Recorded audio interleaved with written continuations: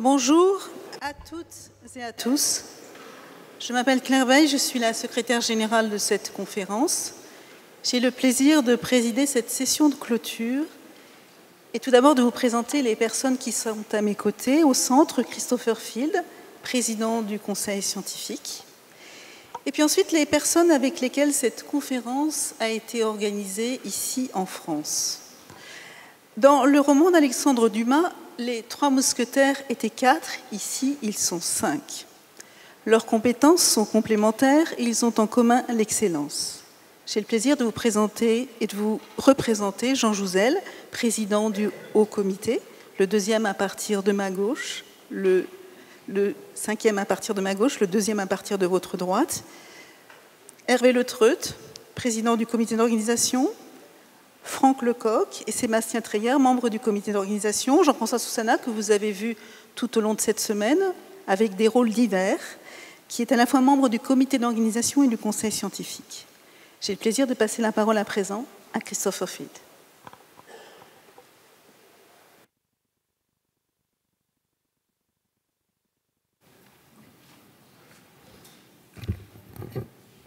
Excellencies, colleagues, friends. Excellences, chers collègues, chers amis, ça a été un privilège d'assurer la présidence du comité scientifique pour notre avenir commun face au changement climatique. Nous avons décidé des thèmes de différentes sessions, nous avons pu identifier, retenir des orateurs, nous avons pu réfléchir à des questions tout à fait importantes, nous avons pu parler avec certains des universitaires aux talents les plus accomplis qui s'occupent de changement climatique.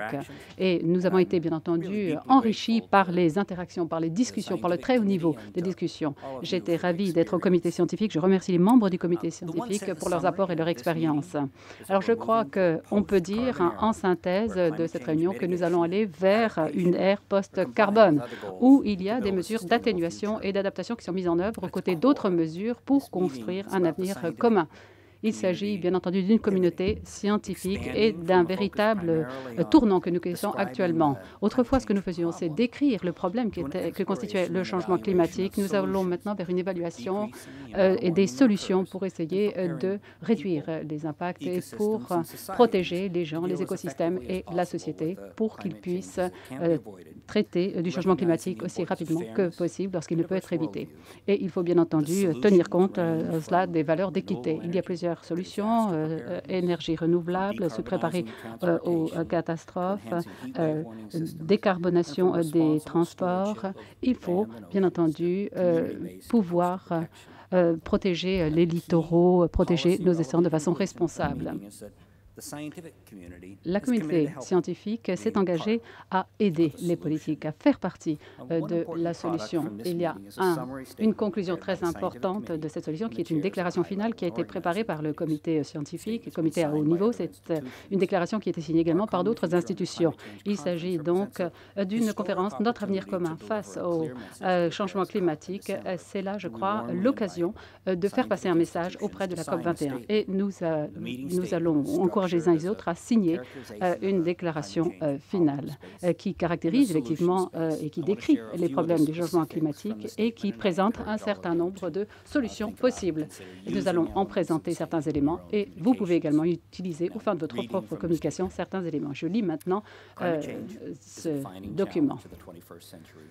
Le changement climatique est un défi majeur du XXIe siècle. Ses causes sont profondément ancrées dans la façon dont nous générons et utilisons l'énergie, produisons nos aliments, aménageons les territoires et consommons plus que nécessaire. Ces effets sont susceptibles d'affecter toutes les régions de la Terre, tous les écosystèmes et de nombreux aspects des activités humaines. Les solutions, quant à elles, exigent un engagement audacieux envers notre avenir commun. Étant donné que le réchauffement induit par le CO2 se poursuit pendant plusieurs siècles, toute limitation de celui-ci à une température maximale implique que les émissions de CO2 doivent finir par retomber à zéro. Il y a 2 chances sur 3 de pouvoir contenir le réchauffement à 2 degrés au moins si on limite les émissions de CO2 à 900 milliards de tonnes, soit près de 20 fois la quantité émise pendant la seule année 2014. Pour limiter le réchauffement à 2 degrés centigrades, les émissions devront être nulles, voire même négatives d'ici à la fin du XXIe siècle.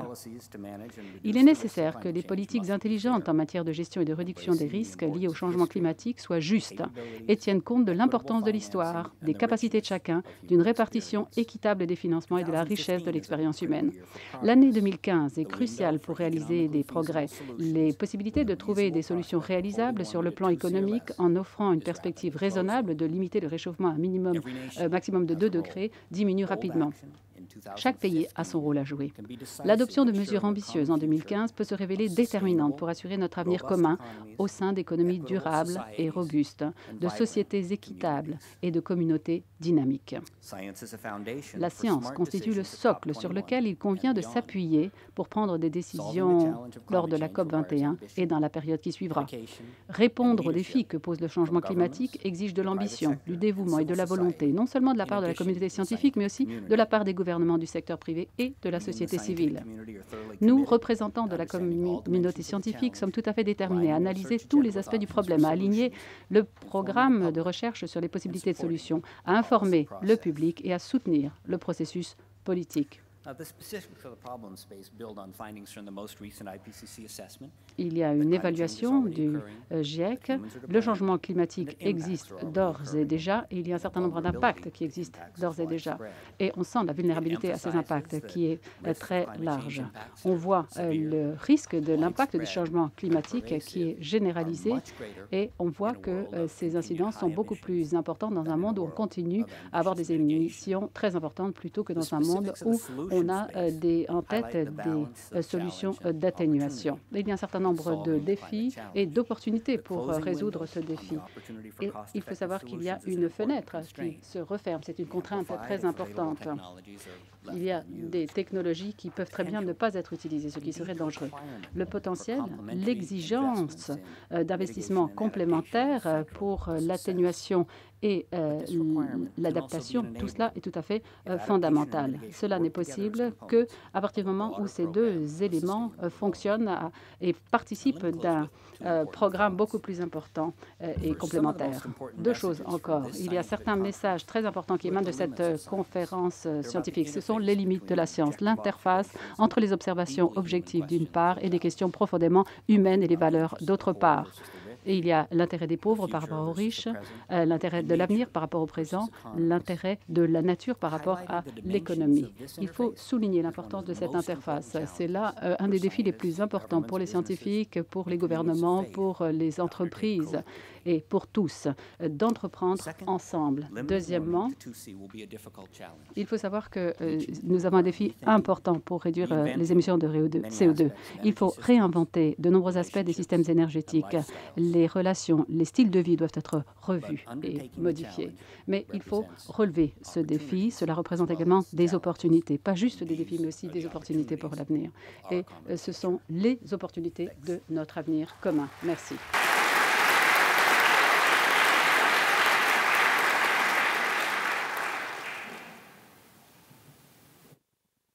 À présent, la parole à Jean-François Soussana.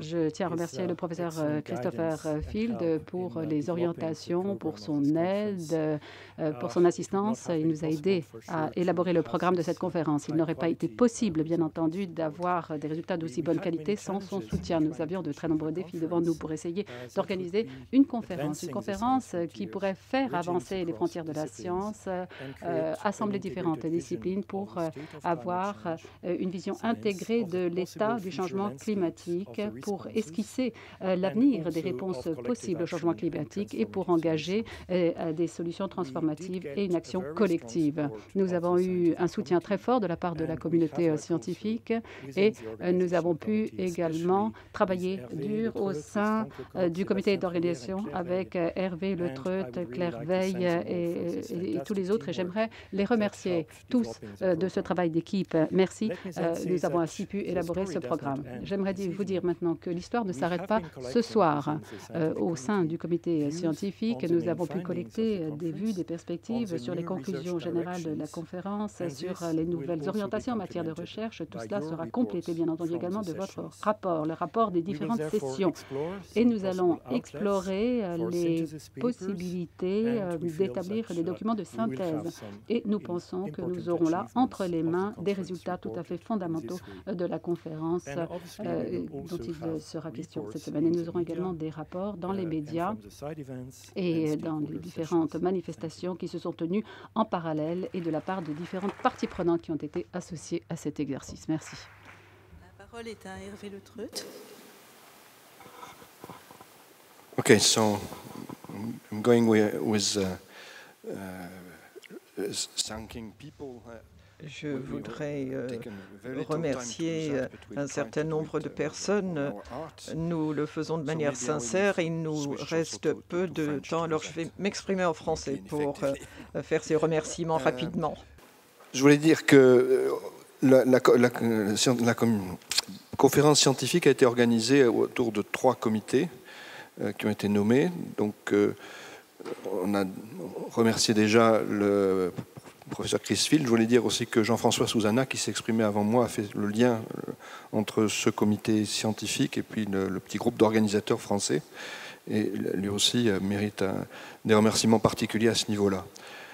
Il y a un deuxième comité qui a été présidé par Jean Jouzel, qu'on a appelé le comité High Level en français. Et ce comité High Level a eu pour but de rassembler les institutions qui ont soutenu cette conférence. Alors on ne va pas les citer toutes, elles sont sur les panneaux qui sont de part et d'autre de cette scène. Il y a des institutions internationales, il y a aussi et même beaucoup d'institutions françaises avec des ministères. Peut-être citer seulement parmi toutes celles-là 5 instituts qui ont joué un rôle majeur dans l'initiation du projet. Donc l'INRA, qu'elle appartienne Jean-François Souzana et Claire Veil, a permis de faire l'administration de ce projet tout au long de son développement. Le CNRS, auquel j'appartiens en partie, l'IRD, Météo France et le PMC, auquel j'appartiens aussi. Donc tous ces organismes ont contribué de manière extrêmement forte à cette conférence, comme tous les autres qui sont cités, mais un peu plus. Voilà. Alors, le dernier comité, c'est celui que j'ai présidé, le comité d'organisation. C'est un comité qui, au départ, était très faible en effectif et qui s'est considérablement étoffé au fil du temps. Et donc, Claire Veil, qui l'a dirigé, va remercier toutes les personnes qui ont participé, là aussi de manière très, très rapide. Ce je voulais dire, c'est que, d'une part, c'était une tâche très difficile parce qu'on a voulu combiner une organisation de la conférence un petit peu dirigée, avec des thèmes scientifiques qu'on a voulu imposer, puis aussi amener à nous des gens de tous les pays du monde, ce qui a été réussi, puisqu'on a une centaine de nationalités qui sont représentées dans les 2400 à peu près participants qui ont été parmi nous ces jours-ci. Donc Claire Veil a joué un rôle majeur, et je voulais la remercier vraiment très fortement. C'est une physicienne qui est passée ensuite par la négociation du climat, qui a aussi travaillé dans le laboratoire d'un l'IDRI qu'a fondé Laurence Toubiana. Et peut-être maintenant je vais lui laisser la parole pour effectivement remercier toutes les équipes et montrer aussi l'ampleur des personnes qui ont contribué à cette conférence.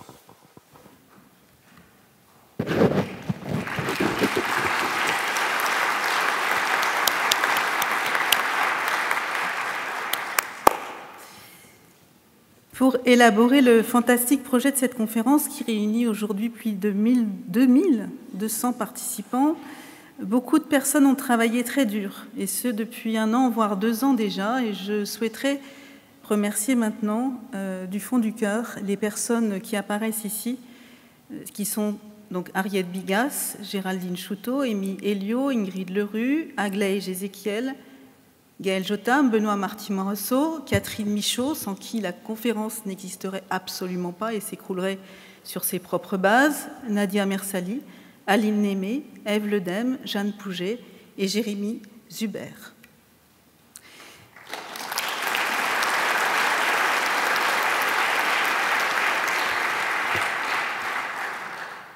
On l'a déjà dit, donc vous êtes venus toutes et tous très nombreux du monde entier et nous en sommes particulièrement heureux et particulièrement touchés. Donc l'ensemble des personnes qui ont contribué à l'organisation de cette conférence ont fait montre de beaucoup d'énergie, de créativité et de bonne humeur, ainsi que de sens du collectif, alors toutefois que les imprévus étaient nombreux, et je les remercie tout particulièrement de ce fait. Par ailleurs, la conférence n'aurait jamais existé sans l'ensemble des briques constitutives apportées dans nos institutions partenaires par les personnes suivantes, que je ne vais pas citer toutes, mais auxquelles je pense une à une, et j'ai une pensée pour chacun et pour chacune. Je leur dis aujourd'hui ma profonde gratitude.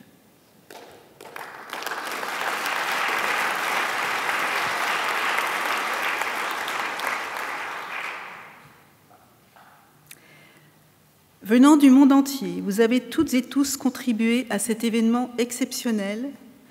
Je rajoute ici, parce que ceci joue un rôle absolument particulier, échappe à toutes les organisations, à toutes les institutions, mais nous avons eu un groupe de communication internationale remarquable grâce aux efforts tout particuliers de Madame Denise Youn, que je remercie très chaleureusement.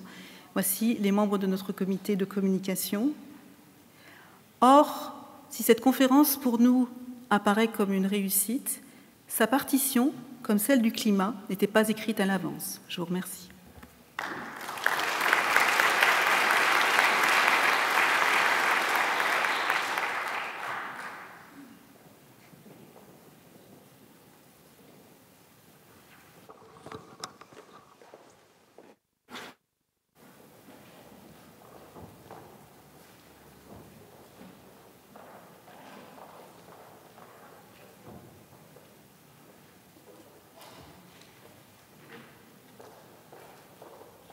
Donc j'ai le plaisir à présent d'accueillir les personnalités qui vont clore notre conférence.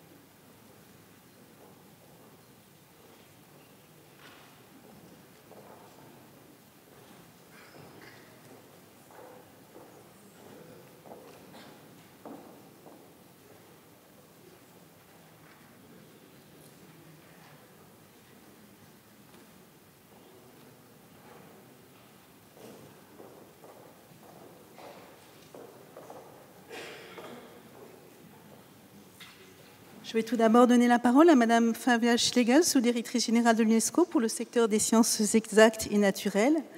Je tiens à souligner que, et vous vous en êtes bien sûr rendu compte durant ces 4 journées, l'UNESCO nous a magnifiquement accueillis dans ce locaux pour le bonheur de tous ses participants à cette conférence.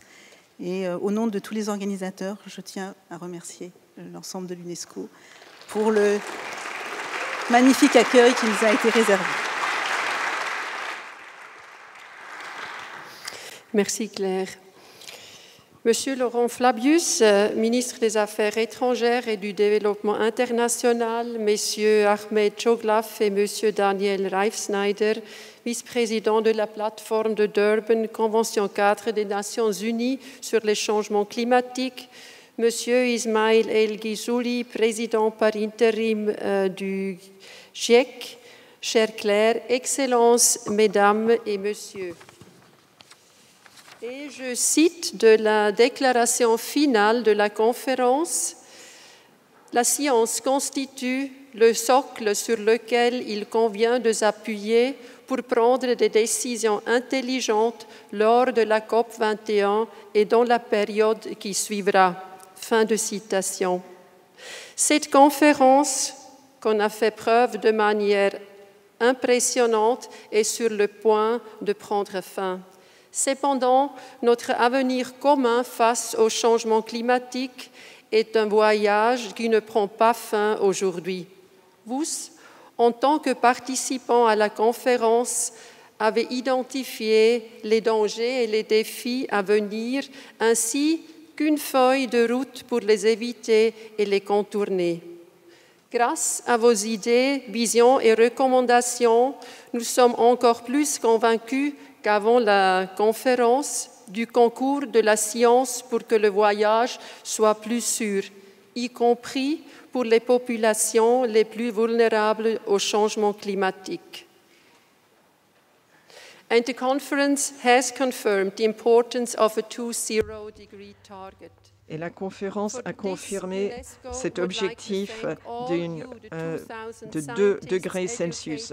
Pour cela, l'UNESCO tient à vous remercier tous, les scientifiques, les experts dans le domaine de l'éducation, de la communication, de la politique, des militants, des représentants du secteur privé, des délégués d'une centaine de pays qui ont tous participé à la conférence et qui ont fait que ce soit une telle réussite. L'UNESCO tient à remercier le gouvernement français, le CIUS, Future Earth, le CNRS et l'INRA d'avoir participé. Merci au gouvernement français. Nous sommes très reconnaissants. Merci d'avoir participé et d'avoir permis à tant de chercheurs du Sud d'avoir participé à cette conférence. Cette conférence sur notre avenir commun face au changement climatique a créé une base de savoir très robuste. C'est maintenant aux États membres de prendre des décisions audacieuses lors de la COP21 à Paris. Des décisions qui seront importantes pour la génération d'aujourd'hui, pour les générations à venir. Merci beaucoup de votre engagement aujourd'hui et dans l'avenir. La parole est à présent à M. Ismail El Ghizouli, président actif du GIEC.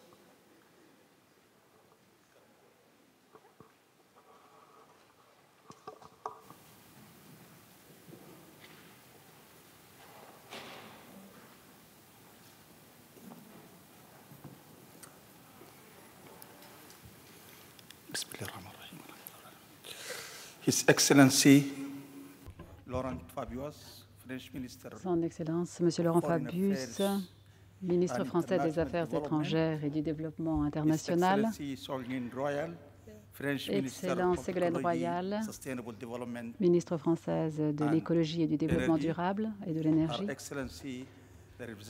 Excellence, représentant de l'UNESCO, Excellence Ahmed Deklaf et Monsieur Daniel Reif-Snyder, co-président de la plateforme de l'IPCC, Chris Field, président du comité scientifique, Hervé Le Treut, président du comité d'organisation, Excellences, chers scientifiques, collègues, mesdames, messieurs, bon après-midi à tous. C'est un honneur pour moi, c'est un privilège que de me retrouver aujourd'hui parmi vous et de participer à cette manifestation très importante qui arrive à point nommé avant la tenue de la COP 21 à l'automne prochain, ici, à Paris. La science est un socle fondamental pour assurer un progrès sur la question du changement climatique. Le GIEC, et plus particulièrement le 5e rapport d'évaluation du GIEC, constitue des éléments clés de ce socle, de ce fondement. Les conclusions du 5e rapport d'évaluation préparent la voie à un accord politique très important. En effet, ce 5e rapport fournit des leçons à plusieurs niveaux. Tout d'abord, le constat. Deuxièmement, l'avenir du changement climatique. Et troisièmement, quelles sont les options pour les solutions à mettre en ordre. Le constat, d'abord. Le message central de ce 5e rapport d'évaluation, c'est que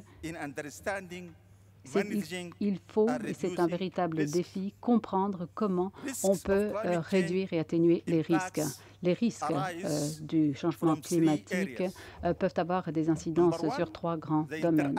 Tout d'abord, il y a l'interaction des phénomènes climatiques avec notre environnement. Deuxièmement, il y a la vulnérabilité, le manque de préparation parmi les peuples et les différents écosystèmes visés. Et il y a également un certain nombre d'actifs plus particulièrement vulnérables ou en risque. Ce n'est pas que le changement climatique, c'est le contexte du changement climatique qui compte. La vulnérabilité est généralisée. Dans le monde, nous ne sommes pas aussi préparés à ce changement climatique que nous pourrions l'être. Mais la vulnérabilité est d'autant plus difficile lorsqu'elle se combine avec des questions telles que la pauvreté, l'inégalité, les problèmes en matière de changement climatique, de précipitation, etc. Tout cela a partie liée. Les populations, les cultures, les civilisations sont différentes les unes des autres. Et il faut bien entendu balancer les intérêts du présent par rapport aux intérêts de l'avenir. Les valeurs de la nature qui vont au-delà de la simple valeur financière doivent être portées à notre attention. Il y a des différences dans les valeurs fondamentales qui nous animent. Cela peut mener à des différences de conclusion en ce qui concerne l'urgence du problème climatique et du type de solutions qu'il convient qui sont considérées comme étant justes, comme étant équitables. Au deuxième niveau,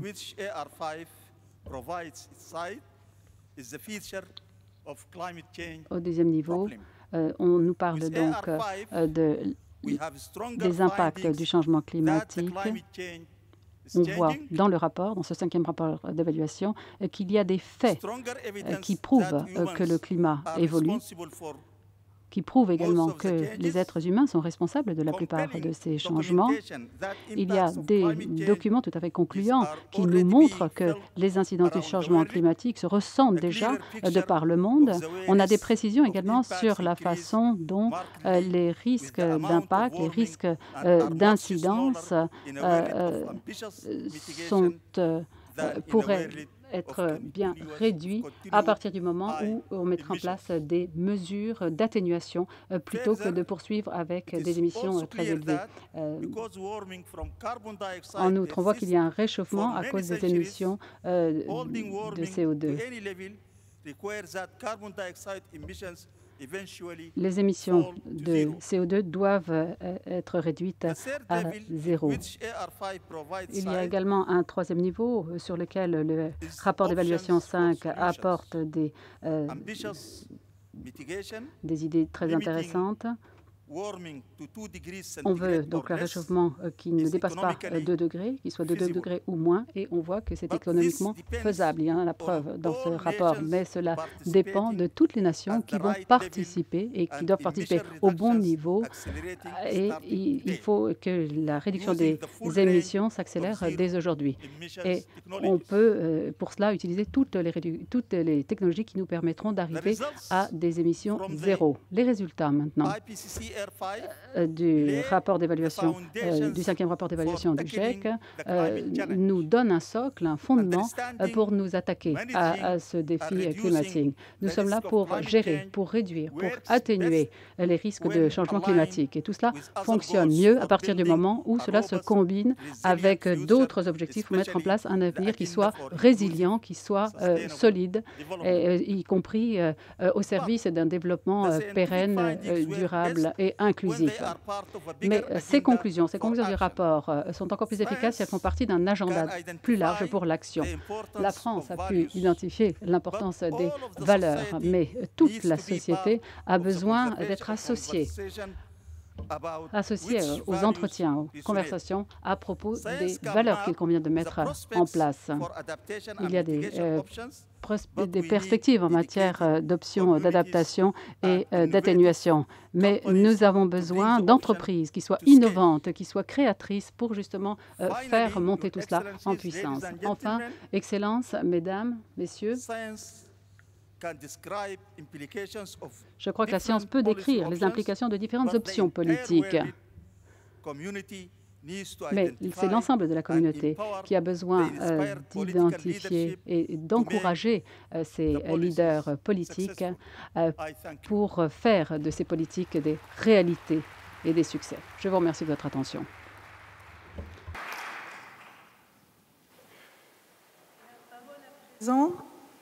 Monsieur Daniel Reeve-Snyder, vice-président de la plateforme de Durban, Convention de cadre des Nations Unies pour le changement climatique.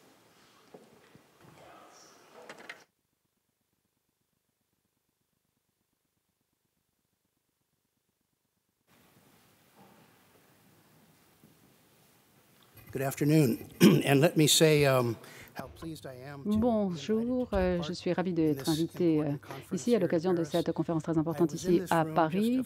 J'étais dans cette salle il y a quelques mois de cela, au mois de novembre. J'étais responsable de la délégation américaine. Il y avait donc le protocole de Montréal qui a été discuté lors d'une réunion ici en novembre. Mais je ne peux jamais venir ici sans éprouver énormément de reconnaissance à l'UNESCO. Merci du soutien et du soutien apporté par l'UNESCO à tous les événements auxquels j'ai participé. Alors, une petite remarque avant la fin de cette session. Cela fait très, très longtemps que j'étais impliqué à ce processus, avant même qu'il y ait eu un processus, avant même que le GIEC n'existe. J'étais déjà présent. Et à l'époque, on se demandait effectivement ce qui passerait au GIEC. Les gens se disaient, bien, vous avez tous ces scientifiques, tous ces politiques qui travaillent ensemble au sein d'une même organisation. Et ça n'est pas une bonne chose, parce que les scientifiques vont être corrompus par les questions, par les relents politiques. Ensuite, on a discuté de la Convention cadre sur le changement climatique et tout d'un coup, les décideurs sont partis du GIEC, ils sont partis aux Nations Unies et au GIEC. Du coup, on a eu un lieu beaucoup plus homogène puisqu'il n'y avait plus que des scientifiques qui peuplaient le GIEC à l'époque. Le seul problème, je crois, c'est que la science et la politique ont commencé à ce moment-là à diverger et à partir chacun sur leur chemin. Et pour être tout à fait honnête, avec vous, j'ai l'impression que nos chemins ne se sont plus jamais autant rencontrés qu'à l'époque des débuts du GIEC. Je ne dis pas qu'il faille revenir à ce que nous avons connu au départ, mais je crois qu'on a un besoin. Il faut que la communauté scientifique et la communauté des décideurs se rapprochent. Et c'est en ce sens que j'aimerais dire que, selon moi, il s'agit là d'une conférence très importante sur la voie vers la COP21 à Paris. Cela représente, montre que la communauté scientifique a un rôle très important à jouer. Et il faut que les scientifiques et les politiques marchent d'un pas commun pour relever ce défi du changement climatique. Et en ce sens également, le GIEC est fort, il a une importance fondamentale, mais le GIEC ne fait qu'évaluer les résultats de la science. Ce sont les scientifiques dans le monde entier et dans chacun de leurs pays qui réalisent la recherche scientifique nécessaire. Ce sont eux qui sont à l'origine des résultats scientifiques sur la base desquels le GIEC va ensuite évaluer le changement climatique. Et j'aimerais les remercier aussi alors que je prends la parole ici à la tribune. Remercier ces scientifiques de leurs efforts. Alors, quelques mots à propos de la situation actuelle. Nous avons été élus co-présidents à Lima du processus de négociation qui va mener à l'accord de Paris au mois de décembre prochain. Comme vous le savez, nous avons déjà eu deux sessions de négociation jusqu'à présent. À la première, au mois de février, nous avons été en mesure, en très peu de temps, on n'avait que 3 jours finalement, nous avons été en mesure d'écrire, d'élaborer le texte de négociation de l'accord de Paris. Les gens étaient un petit peu inquiets au début, parce qu'au début, on avait un texte de 39 pages à Lima, et nous avons 90 pages maintenant en anglais, en tout cas, de ce que nous avons appelé le texte de négociation de Genève. Mais c'est un processus normal, malgré tout, et nous savons qu'on va rationaliser un petit peu les choses au fil du temps. Ensuite, nous nous sommes rencontrés à Bonn pendant 2 semaines, c'était en juin dernier. Nous avons été en mesure d'introduire un certain nombre d'innovations, de points tout à fait novateurs. C'est tout à fait important dans la façon dont travaille l'EDP. Les coprésidents étaient associés à ce processus. Nous avons pu systématiquement balayer toutes les questions, nous avons pu prendre toutes les questions importantes pour avoir un meilleur fondement comme base de négociation sur ces différents sujets. Mais nous avons encore un défi, à savoir que le texte de 90 pages de Genève n'était qu'une compilation des perspectives présentées par les différentes parties. Ce qui était important cependant, c'est de commencer à organiser un petit peu ce texte pour que les parties puissent vraiment, sur cette base, négocier. Nous avons été en mesure, à Genève, et c'est ce que les partis nous avaient demandé, nous avons été en mesure, disais-je, de préparer un document aux fins de la session qui commencera en août, c'est-à-dire du 31 août au 4 septembre à Bonn. Ce sera une meilleure base de négociation. Notre objectif, c'est de faire en sorte que ce document soit posté sur le net d'ici le 31 juillet. Nous voulons avoir un texte consolidé beaucoup plus rationalisé, beaucoup plus simple. Nous voulons également voir les différents éléments du texte qui sont en fait attribués à différentes pièces du package à Paris.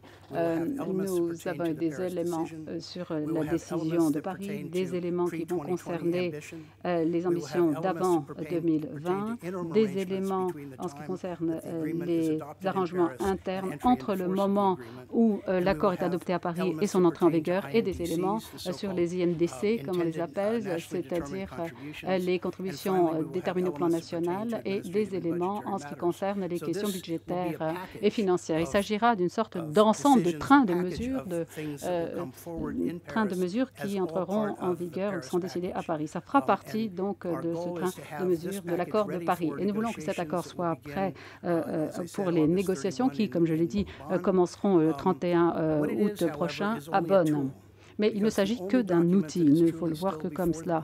Le document qui sera devant les parties sera le texte de négociation de Genève qui a fait l'objet d'une adoption par toutes les parties de façon unanime à Genève. C'est un outil qui, espérons-nous, facilitera les discussions entre les parties et mènera à une vraie décision sur les éléments qui sont prêtés à notre appréciation. J'aimerais maintenant donner la parole à mes collègues. Merci de votre attention.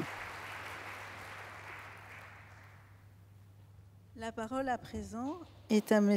Ahmed Joglaf, vice-président de la plateforme de Durban, Convention cadre des Nations Unies sur les changements climatiques. Bonjour.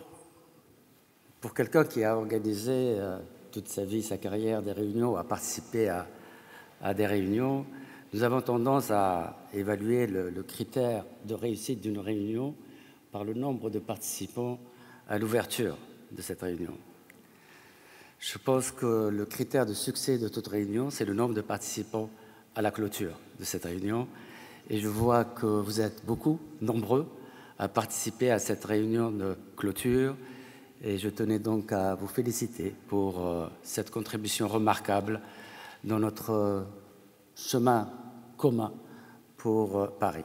Donc félicitations d'abord à la communauté scientifique du pays hôte, à ses institutions, bien sûr à l'EXU, ce n'est pas un concours de circonstances dans le fait que le siège de cette organisation unique, ce réseau international de scientifiques, soit situé ici, dans la capitale des Lumières, mais aussi à l'UNESCO, l'une des organisations doyennes du système des Nations Unies, et qui, sans elle, je crois, les Nations Unies ne sont pas ce qu'ils sont aujourd'hui. Je pense que le coprésident Daniel Rensfelder, à qui j'ai l'honneur d'accompagner dans cette tâche exaltante de préparer la conférence de Paris, la communauté scientifique a fait son travail. Et elle a fait un travail extraordinaire à l'amont du processus. Sans la communauté scientifique, il n'y aurait jamais eu, en 1989, à Chantilly, aux États-Unis, le lancement des négociations globales qui ont conduit à Rio à la Convention cadre sur le changement climatique. Sans la communauté scientifique, il n'y aurait jamais eu le protocole de Kyoto, et sans la communauté scientifique, et en particulier le dernier rapport la dernière évaluation de l'IPCC d'octobre dernier, je crois qu'il aurait été extrêmement difficile pour les négociateurs et les politiciens de faire le travail dont ils ont besoin de faire à Paris. Donc félicitations. La communauté scientifique a été à l'amont de ce processus. Je pense qu'il est tout à fait normal, et c'est dans l'ordre naturel des choses, que la communauté scientifique soit là, présente à quelques mois de Paris, pour dire que la communauté scientifique est un partenaire incontournable, non seulement pour la préparation de ce document historique, qui est l'accord de Paris, que cet accord soit ancré et axé sur la science, mais également que la communauté scientifique est là, présente, pour accompagner les décideurs et les gens de l'opérationnel dans la mise en œuvre de cet accord historique. Qu'il le fasse au niveau global, comme vous le faites à l'heure actuelle, mais aussi et surtout au niveau local, au niveau des pays en voie de développement qui sont en train de préparer leur INDC, mais qui auront besoin d'impliquer, d'engager leur propre communauté scientifique pour la mise en œuvre de l'accord de Paris et donc des INDC pour s'assurer que ces INDC qui sont adoptés au niveau national, déterminés souverainement au niveau national, puissent également être ancrés sur la base des meilleures données scientifiques locales. Donc je formule l'espoir que cette conférence puisse également être la genèse d'un mouvement opérationnel de développement des capacités au niveau local de la communauté internationale dans le cadre, bien sûr, de cette grande alliance, de ce grand partenariat que notre pays hôte, sous le leadership de M. Laurent Fabius, le ministre des Affaires étrangères du pays hôte, entend créer et bâtir à Paris. Paris, ce n'est pas l'affaire des politiciens, ce n'est pas l'affaire des négociateurs, c'est l'affaire de tout le monde. Et donc, je tiens à rendre hommage à l'initiative du pays hôte de créer à Paris une alliance globale, avec la participation des gouvernements, bien sûr, parce qu'ils auront à adopter et à ratifier cet instrument, mais également leurs partenaires. La communauté scientifique est partenaire, et donc je me réjouis de l'idée d'avoir la communauté scientifique comme partenaire incontournable, au même titre que le secteur privé, au même titre que la société civile, au même titre que la presse, que les ONG, que la jeunesse, dans le cadre de la mise en œuvre de cet accord de Paris. Généralement, les politiciens viennent à l'ouverture des réunions et s'en vont. Nous avons aujourd'hui la chance et le privilège d'avoir avec nous la personnalité qui a la lourde responsabilité, d'abord, en tant que membre du Conseil de sécurité, de gérer le portefeuille d'un ministère, d'un pays membre du Conseil de sécurité. Et nous savons qu'à l'heure actuelle, il y a des négociations très importantes pour l'avenir de la paix qui se déroule à Vienne, mais également la lourde responsabilité de préparer et de concevoir cette réunion unique dans les annales de la coopération multilatérale, et je dirais dans les annales de l'humanité, et qui a accepté d'être avec nous aujourd'hui. Donc cette lourde responsabilité, de par ses fonctions de ministre des Affaires étrangères, également cette lourde responsabilité en tant qu'artisan de l'accord de Paris, mais aussi, je dirais, le privilège unique d'être la personne qui, le 11 décembre, prendra son marteau et fera sonner le marteau à 6 heures du soir pour dire que l'accord de Paris est adopté, et ça, ce sera une expérience humaine unique dont je jalouse, Monsieur Laurent Fabius. Donc, mesdames et messieurs, je tenais à vous demander de me joindre et de donner un grand applaudissement à Monsieur Laurent Fabius, ministre des Affaires étrangères, qui a bien voulu se déplacer de Vienne pour être ici. C'est un message très fort, l'importance qu'il attache à la science, mais aussi de l'importance qu'il attache pour le succès de la conférence de Paris. Monsieur Laurent Fabius, merci.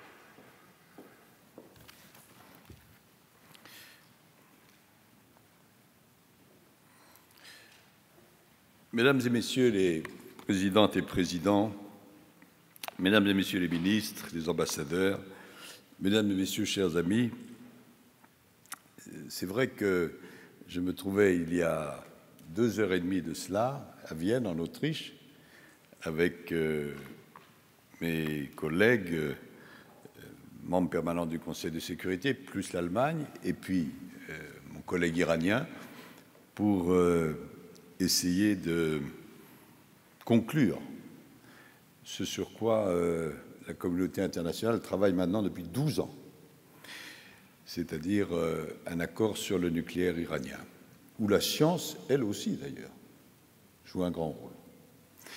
Mais j'avais prévu de venir conclure vos travaux, et donc je n'ai pas voulu déranger ni mon calendrier ni le vôtre, et j'ai simplement dit à mes amis et collègues que je serai de retour ce soir. Je veux d'abord vous remercier, la direction générale de l'UNESCO, les organisateurs, tous les participants, pour avoir bien voulu venir ici, à Paris, pour ces journées auxquelles je n'ai pas pu assister, mais dont chacun m'a rappelé qu'elles ont été extrêmement fructueuses. Ce n'est pas une formule de politesse. Je crois que rarement, peut-être même jamais, il y avait eu autant de scientifiques rassemblés à la préparation de la COP21 sur des thématiques aussi fortes. Et la réunion que nous allons maintenant clore est importante d'un double point de vue. Comme on l'a très bien rappelé, évidemment d'un point de vue scientifique, parce que, au cours de ces journées, vous avez eu l'occasion d'approfondir notre connaissance du réchauffement climatique, de ses effets et des solutions que nous pouvons et devons y apporter. Mais cette réunion est également importante sur le plan politique, parce que vous lancez aux dirigeants politiques du monde un nouvel appel à l'action. J'avais un espion dans la salle, et même plusieurs, et ils m'ont retracé les expressions les plus fortes qui, à leur avis, ont été employées, et l'un ou l'une d'entre vous qui se reconnaîtra a parlé d'une piqûre de rappel. D'habitude, les piqûres de rappel ne sont pas très agréables, mais celle-là est absolument nécessaire et je me réjouis beaucoup de trouver en vous des alliés, car dans ce domaine-là, spécifiquement, plusieurs piqûres valent beaucoup mieux qu'une seule. Donc c'est une initiative remarquable. Je veux saluer tous les organisateurs. Je ne vais pas les citer tous. On a très opportunément, Madame, fait la liste, et je pense que c'était justice rendue aux uns et aux autres. Saluer tous les scientifiques, et puis aussi tous les autres participants, à d'autres titres, des élus, des responsables d'entreprises, d'ONG, des citoyens, la presse, qui relaye très utilement nos travaux, tout simplement parce que l'action pour notre planète doit être, comme cela a été excellemment rappelé un instant par les deux coprésidents d'ADP, doit être l'affaire de tous. Dans la lutte contre le réchauffement climatique, qui est l'une des grandes causes de notre génération, peut-être même la plus grande parce qu'elle est en amont de la plupart des autres, le rôle des scientifiques a été et demeure fondamental. D'abord, il est fondamental, ce rôle, sur le constat. Monsieur Jean Jouzel, que je salue avec amitié, a appelé cette époque le temps des certitudes. Et je pense que c'est aux scientifiques, donc à vous, que le monde doit être entré dans ce temps des certitudes. Il n'est pas très lointain le temps où la réalité du changement climatique et son origine humaine était contestée. Je vais peut-être faire sourire certains d'entre vous, je ne citerai pas de nom, mais en France même, je vois que vous m'avez compris, il n'y a pas si longtemps, vous finirez ma phrase à ma place. Et le mérite revient à l'ensemble de la communauté scientifique. D'abord au GIEC, qui a accompli depuis sa création un travail exceptionnel. Ces rapports, vos rapports, ont constitué autant de coups et de coups utilement portés à ce que j'appelle le climato-scepticisme. Les diagnostics établis, toujours très sérieux, très étayés, très prudents, où la passion ne l'emporte pas sur la rigueur, sont devenus incontestés. Il y a donc eu à la fois beaucoup de qualité et beaucoup de probité, et du même coup, vous vous êtes donné les moyens d'être incontestable. Je pense que lorsqu'on fera l'histoire de cette période et l'histoire des sciences, rarement l'effet positif de l'esprit scientifique et de l'action de la recherche aura été aussi net. Et pour employer une formule, vous avez rendu indéfendable le climato-scepticisme irresponsable le climato-fatalisme et, je l'espère, incontournable le climato-volontarisme. Mais avant cela, il y a eu des doutes, des critiques, des mises en cause. Et comme j'ai appris à être diplomate, je dirais que ces mises en cause n'ont pas été toutes guidées par le souci exclusif de la vérité scientifique. Finalement, la rigueur de votre travail l'a emporté, et aujourd'hui, je le constate dans les négociations, la réalité du changement climatique et son origine humaine ne sont plus sérieusement mises en cause. C'est un acquis, c'est une victoire, et cette victoire, mesdames et messieurs, c'est la vôtre. Au-delà du constat, la communauté scientifique a joué et joue un rôle essentiel d'alerte. C'est un deuxième aspect. Les rapports du GIEC, pour prendre cela, ne se contentent pas d'analyser les causes du réchauffement et de poser un diagnostic sur la situation. Ils sont un appel au sursaut mondial en définissant ce qui est le triangle de base du savoir climatique, avec ses trois côtés. Le premier côté, c'est le fait que les conséquences de l'inaction seraient irréversibles et dévastatrices. Le deuxième côté, c'est qu'il est encore possible d'agir. Et le troisième côté, c'est qu'il y a grande urgence. Et c'est par la science que nous savons en effet tout ce que vous avez rappelé au cours de ces journées, un réchauffement de 3, 4, 5 degrés correspondant au scénario de l'inaction aboutirait à une planète de tous les dangers. C'est par la science que nous savons que les effets du dérèglement climatique toucheraient plus violemment certaines régions du monde, mais que, en fin de compte, aucune ne serait épargnée. Et c'est par la science aussi que nous savons que le coût de la non-décision, et d'abord pour les plus pauvres, serait absolument exorbitant. Donc, vous jouez un rôle central de constat, un rôle tout à fait essentiel d'alerte et un rôle majeur dans les solutions. Parce que la science, la recherche, ont permis de dépasser le débat sur « faut-il agir ?» et de donner des clés pour comment agir. Ce sont les scientifiques, c'est-à-dire vous-même, qui nous indiquent la trajectoire à suivre. Vous le faites d'ailleurs dans la déclaration finale que vous avez adoptée, pour contenir le réchauffement au-dessous de 1,5 ou 2 degrés. Vous nous dites, et c'est désormais un savoir, en particulier qu'atteindre cet objectif nécessite de respecter un pic des émissions mondiales au cours de l'actuelle décennie, de réduire ces émissions de 40 à 70% entre 2010 et 2050 et de parvenir à la neutralité carbone dans la deuxième moitié du siècle. Et ce sont aussi les scientifiques qui s'impliquent dans la conception puis l'évaluation des solutions concrètes permettant l'atténuation des émissions de gaz à effet de serre ou l'adaptation aux effets du dérèglement climatique. Avec cette conférence, et vous l'avez montré, toutes disciplines confondues, la science de l'alerte climatique est aussi, et de plus en plus, une science des solutions pour la planète. Mesdames et messieurs, vous apportez votre savoir, oui, mais savoir pour agir. Et c'est là où je veux dire quelques mots sur la COP 21 que je vais avoir l'honneur de présider.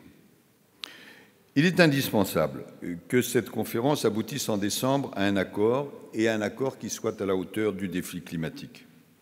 Et au fur et à mesure de nos réunions, nous sommes tombés d'accord les uns et les autres sur le fait que l'objectif, c'était de parvenir, on l'a dit à l'instant, appelons ça une alliance de Paris, qui comporterait 4 grands objectifs ou 4 piliers. Et je voudrais vous dire en quelques mots, pour ne pas vous lasser, où nous en sommes. Le premier objectif, le premier pilier, celui qui donnera son caractère historique à cette réunion, si nous arrivons bien sûr à mettre tout le monde d'accord, c'est l'accord lui-même. Un accord universel et, comme on dit, juridiquement contraignant. Cet accord, et chacun de ces termes a un sens, devrait être équitable, c'est-à-dire prévoir des efforts différenciés selon les pays. Il devra s'accompagner d'une solidarité financière et technologique à l'égard des pays les plus pauvres. Il devra, on y a insisté, mieux prendre en compte, en particulier, l'adaptation aux effets du changement climatique. Cet accord, et c'est moi qui ajoute cela depuis quelques semaines, devrait être durable. C'est-à-dire ni se désintéresser de la période pré-2020, on y a fait allusion, ni s'arrêter brusquement en 2030, mais comporter à la fois des actions immédiates et se prolonger, car il serait irréaliste de penser renégocier toutes les règles et tous les principes communs tous les 10 ans. Il faudra donc, et nous allons avoir l'occasion dans les semaines qui viennent de parler de cela, qu'il comporte, selon moi, un mécanisme de révision qui invite les États à évaluer et à revoir régulièrement à la hausse leurs engagements initiaux. D'ailleurs, un accord durable, c'est la condition d'un accord ambitieux, parce que plus nous réfléchissons à ce que sera le contenu de la COP21, plus nous constatons que ce ne sera pas simplement un point d'aboutissement, mais, comme on l'a fort bien dit, aussi et surtout un point de départ d'une démarche et d'une période nouvelle. À cet égard, les discussions progressent et nos amis de l'ADP y contribuent fortement. Mais, comme j'ai eu l'occasion de le dire récemment avec le secrétaire général des Nations Unies à New York, elles doivent s'accélérer. C'est pourquoi, outre les travaux très importants de l'ADP, il y aura l'occasion à plusieurs reprises dans les semaines qui viennent de réunir les ministres d'une quarantaine de pays représentatifs de l'ensemble des parties afin d'identifier, on voit de plus en plus de quoi il s'agit, les compromis sur les 5, 6, 7 sujets qui ne peuvent être tranchés qu'à un niveau politique. Et, sans révéler de secret, j'accueillerai la première de ces réunions les 20 et 21 juillet prochains à Paris. Ça, c'est le premier objectif, le premier pilier, l'essentiel, c'est-à-dire l'accord. Il y a un deuxième objectif, on y a fait allusion, c'est la présentation, avant même cette COP, par l'ensemble des pays, de ce que les Anglais appellent l'INDC et nous, la contribution nationale. C'est la première fois dans l'histoire des négociations climatiques que tous les États se sont engagés à prendre précisément des engagements de réduction de leurs émissions de gaz à effet de serre. Déjà, nous en sommes à plus de 40 pays qui ont soumis leurs contributions, qui l'ont publié, et tout récemment, c'était la semaine dernière, la Chine, l'un des 2 plus grands émetteurs du monde, a eu à la fois la force et l'élégance de rendre publique sa contribution ici même à Paris. Plus de la moitié des émissions mondiales sont désormais couvertes. Et sans porter de jugement, qui sera porté le moment venu par les organismes compétents, dans ce processus concernant les contributions, il y a certaines déceptions, mais il y a aussi de bonnes surprises. Et puisque, en tant que scientifique, vous avez votre mot à dire sur la préparation ou la publication de ces INDC, je vous invite à saisir l'occasion de la préparation ou de la publication pour peser dans les débats nationaux. Par exemple, en évaluant la faisabilité des objectifs, en anticipant les conséquences des politiques annoncées, en mesurant l'adéquation des politiques d'adaptation aux impacts prévus pour tel ou tel pays, ou même en présentant des scénarios un peu différents. Dans ce travail que conduisent tous les gouvernements, beaucoup pour la première fois, et c'est la raison pour laquelle on peut comprendre qu'il y ait certains retards et certaines lacunes, votre expertise scientifique est extrêmement précieuse. La publication des contributions n'est pas encore à son terme, mais, puisque vous êtes des spécialistes, beaucoup craignent déjà que la somme de ces engagements ne permette pas de contenir le réchauffement planétaire en dessous des 2 degrés, a fortiori des 1,5 degrés. Nous continuerons d'œuvrer avant la COP21 pour que le niveau d'ambition dégagé par ces contributions soit le plus élevé possible. Mais si cette crainte se vérifie, est-ce que cela rend pour autant la conférence de Paris inutile? Certainement pas. Et je dirais même que c'est exactement le contraire. parce qu'il sera d'autant plus indispensable d'adopter en décembre un accord durable et dynamique qui nous permette précisément de revenir progressivement par des actions multiples vers une trajectoire qui soit compatible avec les préconisations de la science. Et je pense que cet élément doit être rappelé parce qu'il ne faut pas qu'il y ait de mauvaises interprétations des INDC lorsqu'ils seront publiés et additionnés. Le troisième pilier, le troisième objectif, eh bien, cela concerne les moyens financiers et technologiques. Lundi, je serai à Addis Abeba pour discuter avec beaucoup d'autres financement du développement. S'agissant du climat, et les deux domaines ne sont pas évidemment étrangers les uns aux autres, il nous faut, sur le plan financier, garantir, et c'est un point absolument décisif, que sera tenu l'engagement pris à Copenhague en 2009 de mobiliser en priorité vers les pays les plus pauvres et les plus vulnérables 100 milliards de dollars de financement public et privé par an d'ici 2020, dont une partie transitera par le fameux fonds vert. Plus largement, au-delà de ces engagements qui sont indispensables à tenir, nous devrons mettre en place les règles et les incitations pour favoriser une réorientation profonde des flux financiers publics et privés vers l'économie sobre en carbone. Il y a des signes positifs qui existent, ils sont nombreux, mais là aussi, il va falloir amplifier. Par exemple, quand les agences de notation, qui ne sont pas connues pour être particulièrement philanthropiques, commencent à prendre financièrement en compte ce qu'elles appellent le risque climatique dans le classement des États ou des entreprises, quand de grands fonds décident de désinvestir dans le charbon, quand de plus en plus de responsables réfléchissent aux moyens concrets de financer davantage l'innovation. Et encore récemment, avec Mme Laurence Tubiana, nous discutions de cela avec M. Bill Gates. Quand certains groupes pétroliers eux-mêmes réclament la fixation d'un prix du carbone, quand de plus en plus de pays, même s'ils ne sont pas assez nombreux, réduisent leurs subventions aux énergies fossiles, cela veut dire, mesdames et messieurs, que les choses bougent dans la bonne direction, même s'il faut amplifier. Le quatrième et le dernier pilier, et c'est une innovation très importante dans les négociations climatiques, qui a été décidée à Lima avec nos amis péruviens, c'est la mobilisation des acteurs non étatiques, c'est-à-dire les collectivités locales, les entreprises, les associations, les ONG, la société civile. C'est ce que nous appelons l'agenda des solutions. Depuis le sommet de New York, qui avait été organisé en septembre 2014 par M. Ban Ki-moon, de plus en plus d'acteurs dans toute la société développent des initiatives climato-exemplaires. La COP20 à Lima, en décembre dernier, a proposé ce qui s'appelle un plan d'action de Lima à Paris.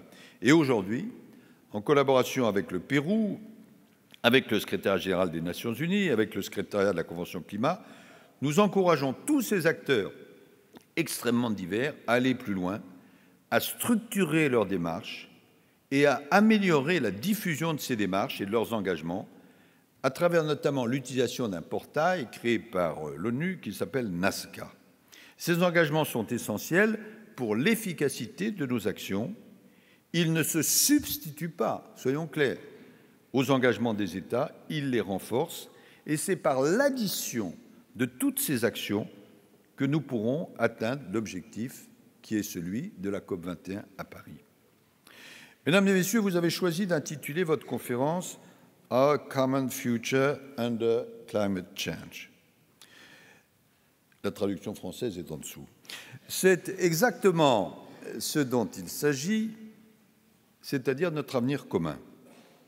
Notre avenir est soumis à une menace globale.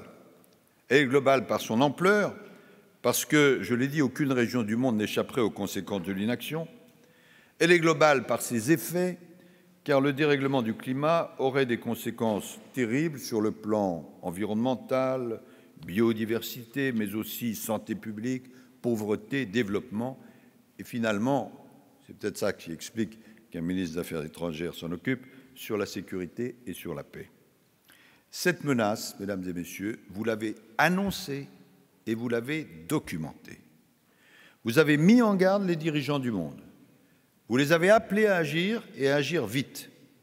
Et aujourd'hui, et je pense que c'est pour vous une satisfaction, votre message est entendu partout, y compris par les plus hautes autorités spirituelles, comme il ne l'avait jamais sans doute été au cours des dernières décennies. Je veux modestement vous remercier pour votre travail, vous féliciter pour votre mobilisation et vous assurer que nous ferons tout pour ne pas vous décevoir à Paris en décembre.